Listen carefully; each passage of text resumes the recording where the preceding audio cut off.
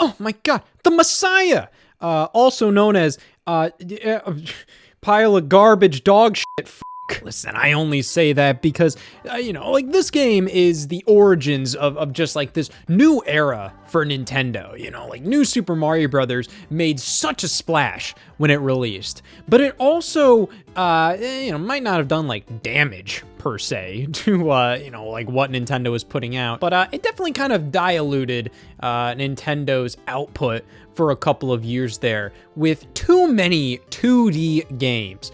Now, I've already talked about this in a Scott the Woz episode titled The Fall and Rise of 2D Gaming, but I just kind of wanted to talk about this off the cuff here because it is kind of an interesting topic where, I feel like for a while there, 2D games just weren't very common as like big AAA experiences or, seeing them on the home consoles. Felt like 3D was the only thing that we'd really get, like 2D games were old news. Now it's all about 3D stuff. That wasn't entirely the case, with stuff like Kirby 64 on the Nintendo 64. While that game had 3D elements, it was still on a 2D plane. You had stuff like Mischief Makers, Yoshi's Story, and especially over on the PlayStation and Sega Saturn, those things were all about 2D games. The Nintendo 64, however, pretty much transitioned a lot over to like, hey, 3D is kind of the norm, and 2D, that's old news, buddy. And for the most part, that was kind of the same deal with the generation that followed, if not more so. You look at all of Nintendo's biggest franchises, Mario, Zelda, Metroid, practically every single one of their mainline entries on home consoles were just all 3D stuff. You might have a stray Four Swords Adventures here and there where it's like, all right, here's kind of like a weird 2D entry. But for the most part, if you wanted 2D games, you had to pick up a handheld. You had to pick up a Game Boy Advance. If you wanted 3D stuff, you picked up a GameCube or a PS2, original Xbox. Hell, even when it came to original 2D experiences, the Mario franchise practically got nothing during the GameCube Game Boy Advance era. You had the Super Mario Advance series, but those were all basically just remakes and ports. Now, I didn't know that at the time because I was dumbass little kid. Then my name legally changed to Scott Wozniak. But it just felt like 3D was the evolution of 2D rather than its own separate thing, which is definitely what it is now. I mean, like, we're getting constantly like, oh, 3D games and 2D games all on, like home consoles. But it was this game right here, New Super Mario Brothers. This hit at a very particular time. When the Nintendo DS was kind of transitioning from badass stank machine to the handheld for everybody. And it was the new wave of casual software like Brain Age, Big Brain Academy, and all these Touch Generations games, along with the super clean DS Lite and this game launching in 2006. So I think it was kind of like this perfect storm, Here you have a rebranding of the DS that makes it very appealing to everybody. So casual people, older folks are picking up the DS for the first time. They're playing Brain Age. They might be dabbling in a little bit of Nintendogs, and they see this game right here. It's a 2D Mario game. It uses the same logo as the original NES game. Oh, but this one is new? Oh my God. And you're gonna try it out, and there you go. Oh my God, it's Mario. I love Mario. A lot of these people are kind of considered like lapsed gamers.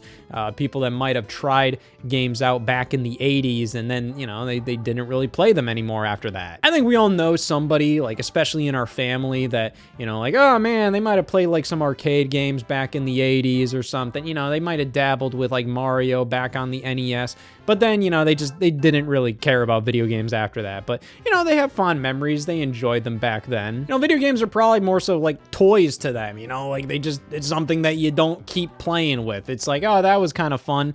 And then you just kind of forget about it and you move on with your life. But this hit just at the right time when more people were rediscovering video games and they remembered Mario and they tried this game out. And what a reintroduction. The original New Super Mario Brothers is severely underrated. Now, I think it's just underrated for all the garbage that followed. When you look back at this game, it was a giant package. This was like one of the best games you could possibly have on the DS or just back then in general. There was just so much to it. There were so many little secrets. There were so many things to do. You had like a full single player campaign, full multiplayer mode. You had a bunch of fun ass mini games included. Like, this was incredible. And even playing it nowadays, like, there's a lot of unique things in this game and this game only. You know, a lot of unique boss fights, a lot of unique enemies, a lot of unique ideas that you just don't really see in any other Mario game. It still feels like a new Super Mario Brothers game. It still kind of has that stank of like, this is just generic ass Mario, but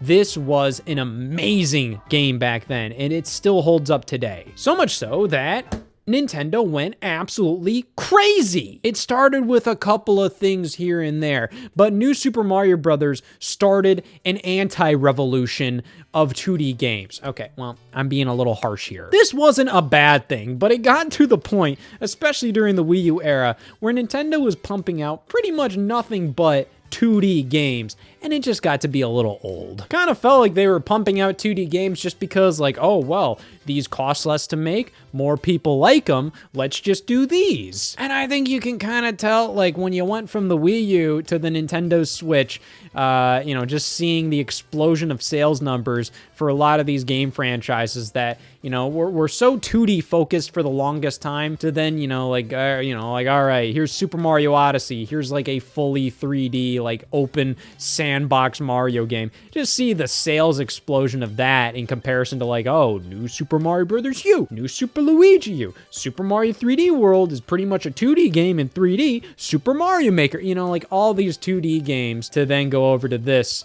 where it's like, oh my God, you know, like it shows that you need to have a little bit of spectacle rather than just go with like, oh, this is a safe bet for most people. That's what 2D games became. But I'm getting a bit ahead of myself here.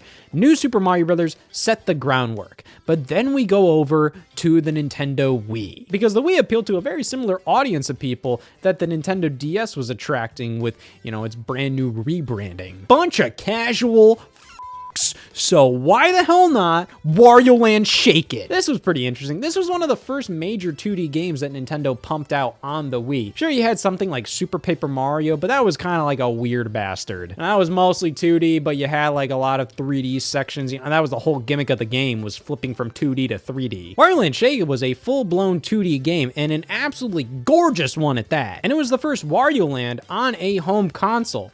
You did have Wario World on the GameCube, but that's a weird one. It's actually pretty cool that they tried like a 3D Wario platformer like that. And it obviously was kind of like drawing parallels between how, you know, most of Nintendo's like games titled Land are on the handheld. So you have like Super Mario Land, Super Mario Land 2, Wario Land was primarily only on their handhelds. You had Super Mario 3D Land, but then World is meant to be like, oh, this is your big home console game, you know, Mario World 2, Super Mario 3D World, you know? So you have Wario World. And Wario World was just kind of weird. But here we have Wario Land. It's Wario Land on a home console. I think it bombed. But still, it's because it's Wario Land, and I think New Super Mario Brothers held a lot more value to casual consumers back then. Wario Land, I don't really think a lot of them knew what the hell that was. So just a year later, in 2009, we got New Super Mario Brothers Wii.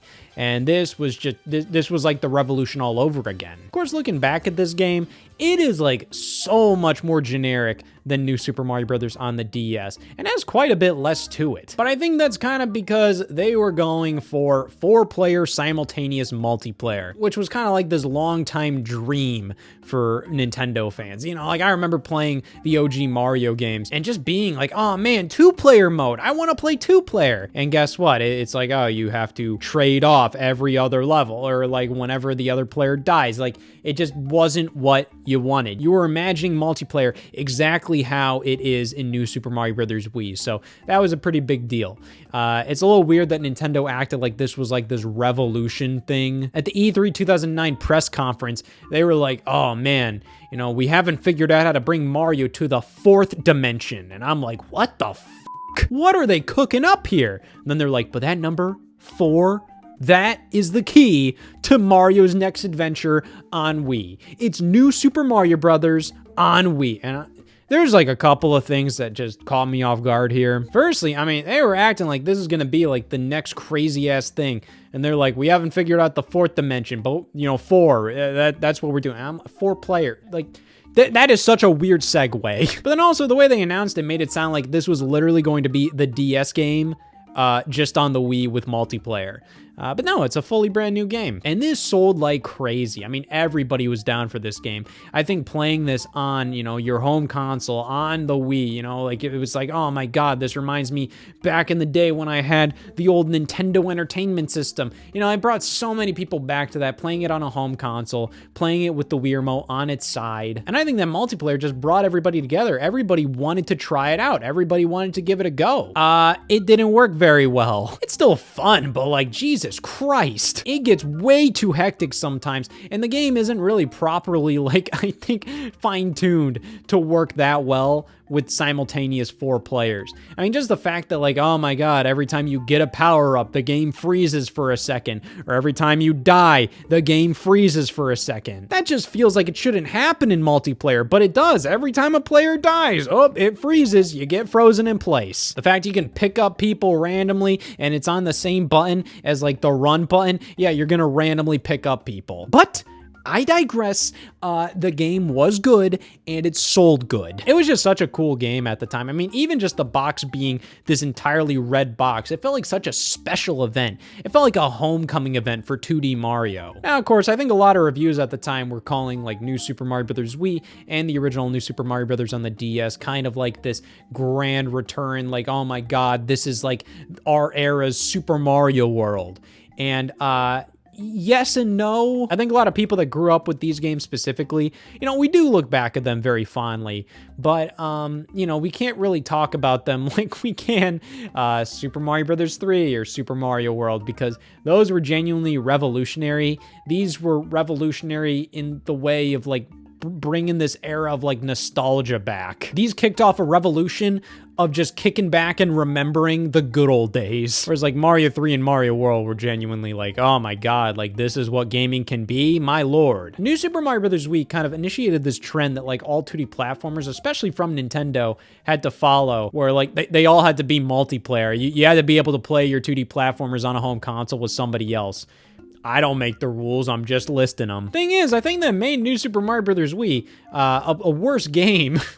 Like, I look at the level designs of this, and it's so pulled back. It's so empty, and that's because they need that space throughout the levels to house all these players. But, you know, comparing the Wii game to the DS game, I feel like the DS game just feels a lot more fun and interesting, and there's more stuff going on. The Wii game is just a lot more barren. But regardless, the first 2 New Super Mario Bros. Games proved that people were interested in 2D games, whether they were on the handheld or on the console. So, welcome to hell. Yeah, it was just too much.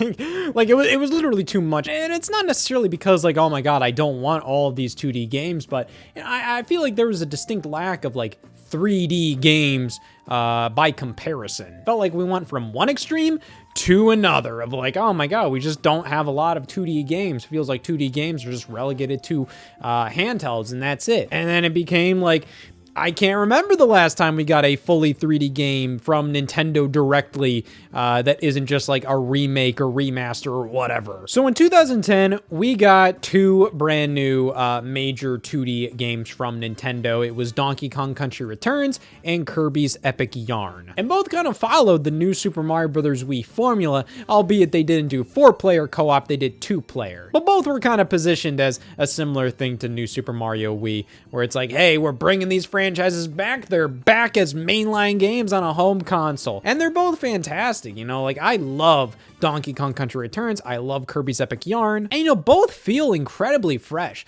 Donkey Kong Country Returns may be a little like, I guess, generic as far as the Donkey Kong Country series goes, but it was the first entry in a good long while. You know, we hadn't seen like a traditional big new game since Donkey Kong 64. Sure, if you want to count Donkey Kong Jungle Beat, but you know, if you don't want to be smacking your freaking pongs on a pair of bongos, then, you know, okay, Donkey Kong 64. And if you don't want to be absolutely fucking miserable with your life 100% completing Donkey Kong 64, then it's been since Donkey Kong Country 3 that we've seen this series in a mainline form. But the flow of gameplay, like Donkey Kong Country Returns genuinely rethought Donkey Kong Country in genuinely brand new ways that improve things. I think they did a phenomenal job just tweaking the formula where it still feels like Donkey Kong Country, but there is a distinct difference between old school Donkey Kong Country and Donkey Kong Country Returns and onwards for this franchise. And Kirby's Epic Yarn, it did this revolutionary thing, not being a damn Kirby game. It wasn't initially meant to be a Kirby game. It was developed by the same people as Wario Land Shake It, which, you know, the Team Goodfeel at that time was known for just really good looking and unique art styles. But they were just developing this game as like an original title, and then they put Kirby as the main star. So, you know, I feel like Kirby's Epic Yarn shares the vibe of a Kirby game, or at least like it has the soul of a Kirby game, I feel. But it's still more of like a spin-off that's a traditional platformer, but it's not like a fully mainline Kirby game. It's in a weird spot.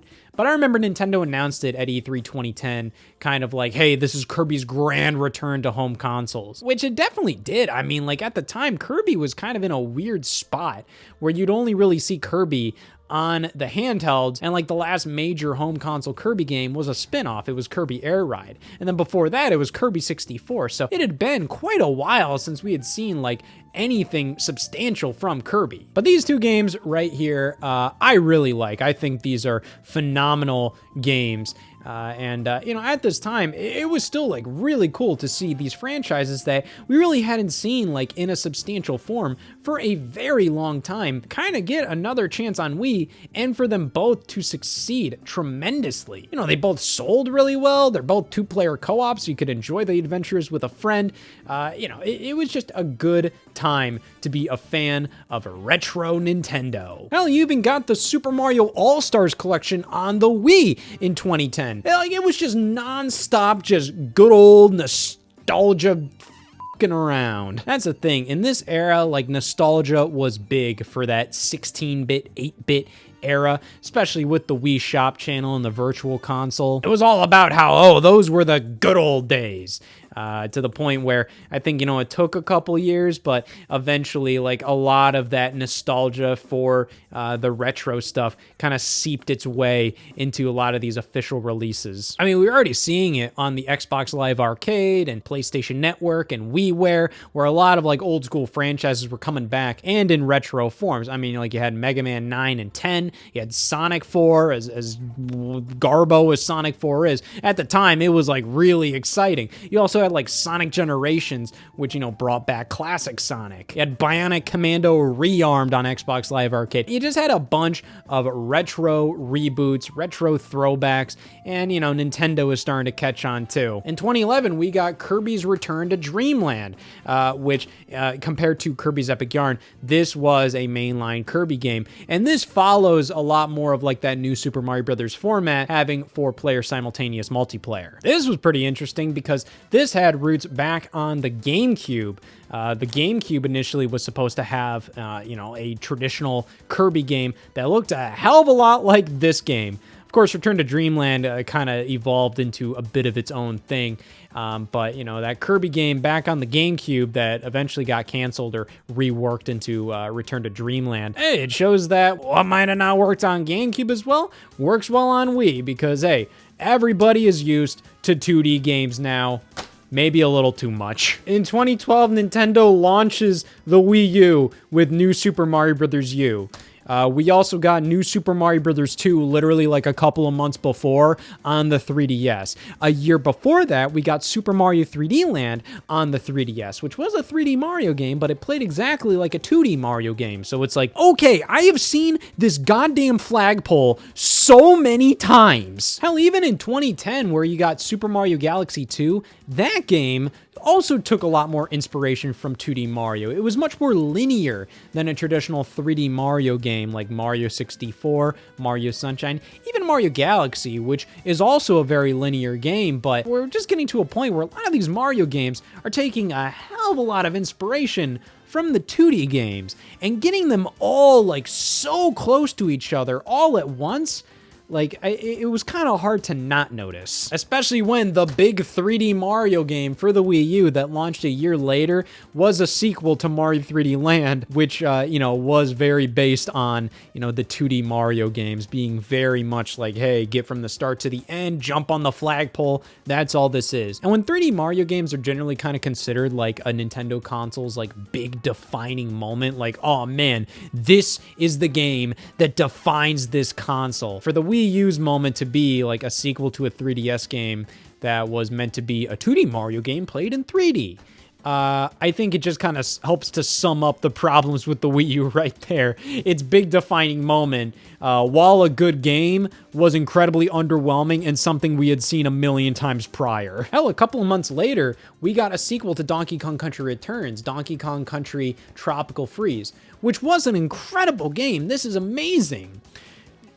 But it is just kind of more of the same. These 2D games are very safe bets, you know, and you know you're going to get a good game out of them. You know you're going to have a damn good time out of them. You know they're going to appeal to more people, but they're kind of hard to like wow ya, you know? Because Tropical Freeze, while it does look better than Donkey Kong Country Returns, it still looks pretty much identical to Donkey Kong Country Returns, especially if like you look at it from a little bit away, maybe with your eyes squinted, especially back in 2013 when this game got revealed. When you're watching the reveal on kind of a crunchier YouTube video, you know, back then it was harder to get like, oh, full HD, beautiful resolution YouTube content. The improvements in this game weren't as easy to see. So it just kind of led to a lot of the Wii U games, which, you know, the Wii U got a lot of these more, you know, 2D games, you know, sequels to 3DS games or Wii games.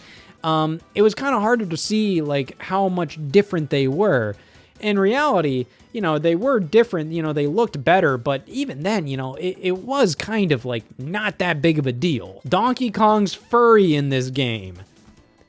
Who cares? Give me a 3D Donkey Kong, damn it, or at the very least have the development studio behind this game, Retro Studios, like do something like more visually or just genuinely impressive. Like we already got Donkey Kong Country Returns on the Wii, and then 3 years later in 2013, they ported that game to the 3DS with brand new levels, and then just a month after that version released, we got a brand new Donkey Kong Country announced for the Wii U. Like, I'm just like, oh yeah, like, I love this game. I love this to death. I love Donkey Kong Country Returns, but like, I'm not in the mood for this. I want something new, something impressive. Oh, great. Yeah, the same year we got Donkey Kong Country Tropical Freeze, we got Yoshi's New Island. We got Kirby Triple Deluxe, which looked just like Kirby's Return to Dreamland. And as decent as these games are, Yoshi's New Island was just really damn boring. Like, it's just, the concept was not that interesting. It was literally just more Yoshi's Island. Kirby Triple Deluxe is a good game. I like this game quite a bit, but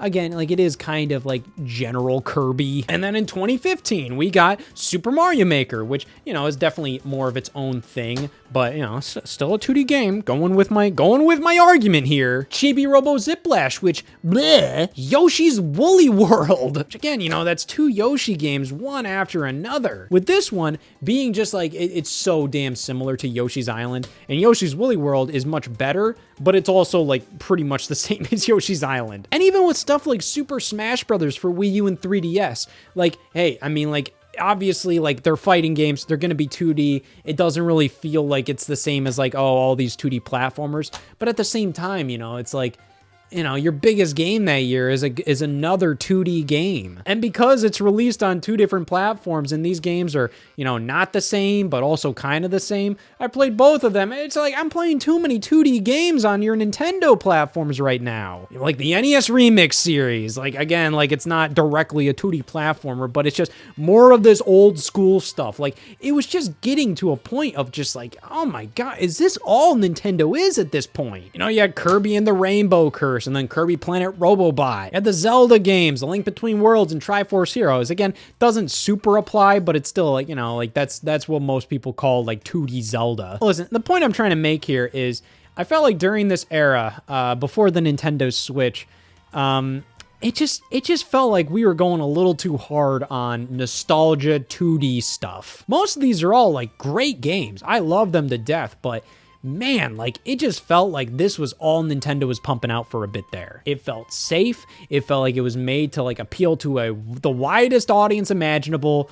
And it felt like, oh man, well, they're cheaper to develop, so let's do it. In reality, Nintendo was probably just going with the flow. Like, this is just kind of like what was down their development pipeline, and they were getting feedback that this is what people wanted, and they were like, you know what? Yeah, sure, let's do this stuff. And you know, like, it was probably more of just like, this is just what happened to release. And, you know, I feel like they probably weren't really realizing how much like 2D content was really getting pumped out because, you know, probably from their perspective, they're probably not really considering Super Mario 3D World to be like a 2D game or anything because it isn't, you know, it's a 3D game.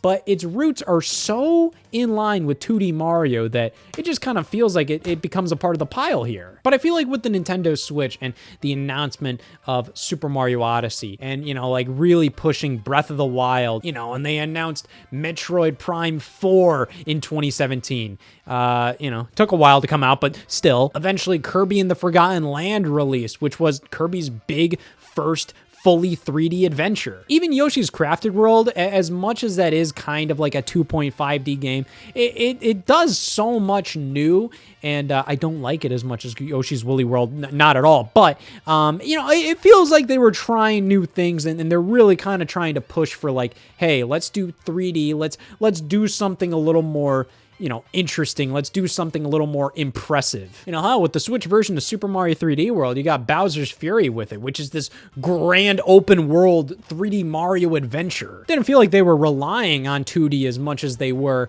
during the 3DS and Wii U generations, which I think helped a lot. So to the point where, you know, they did announce like Metroid Dread. It didn't feel like, oh my god, another 2D game. It was like this bombastic, incredible moment. But unlike the 3DS and Wii U, when we got shit like this, as fine as it is, it's like, god damn, like, we're turning Pikmin into a 2D platformer now. Why? You're telling me the 3DS couldn't run a traditional Pikmin game? I mean, like, it'd probably be a little funky, but, like, I feel like it could work. This game is weird. I think it's weird this game doesn't have a time limit. You know, you have the 2D Mario games with time limits. Pikmin is all about the time limit. You turn Pikmin into a 2D platformer, it doesn't have a time limit. Why? To me, this era of Nintendo shows that as much as you can do just kind of the safe thing, you know, go for what you know people already like, it does tend to become a little grating after a while. And sometimes it's really worth it to take risks. Do something that might be a little unconventional. Do something a little scary, you know, transition your series into 3D for the first time. And above all else, just don't do this.